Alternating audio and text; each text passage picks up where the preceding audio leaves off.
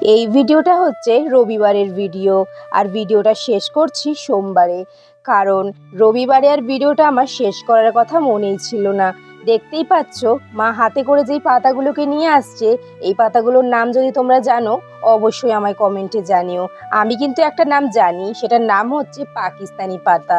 এই পাতাগুলো কিন্তু হাত কেটে গেলে আমরা ইউজ করতাম। তো দেখো, তোমরা তো জানোই যে আমার একটা দাদার মেয়ে হয়েছে আরোহী, তো ওর জন্য মা বানিয়ে দিচ্ছিল কাজল। আর আমি যে আমন্ড বাদাম খাই সেইখান থেকে 4টে মতো আমন্ড বাদাম নিয়েছে, তার মধ্যে দিয়ে দিল সরিষার তেল, আর এই থালাটা দিয়ে আমরা ঢাকা দিয়ে রেখেছিলাম।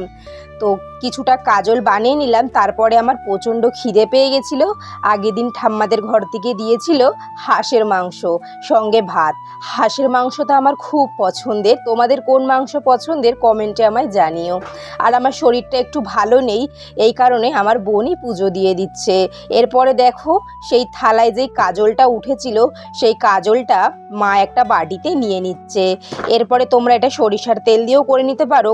দেখো, আমরা কিন্তু এর মধ্যে দিচ্ছি নারকেল তেল, আর যে আমন্ড বাদামগুলো ছিল সেটা কিন্তু পুরো ছাই হয়ে গেছে। আর আমি বলছিলাম সেন্টটা কত সুন্দর বেরোচ্ছে। সত্যি কথা বলতে কাজলটা কিন্তু একদম অসাধারণ হয়েছে। ভাবছি দাদার বিয়ের আগে আগে এরকম একটা কাজল বানিয়ে নেব। এত কেমিক্যাল জিনিসপত্র বাজারে এসছে যে কি মাখবো না বুঝেই পাই না। এর কারণে ভাবছি এরকম একটা কাজল বানাবো।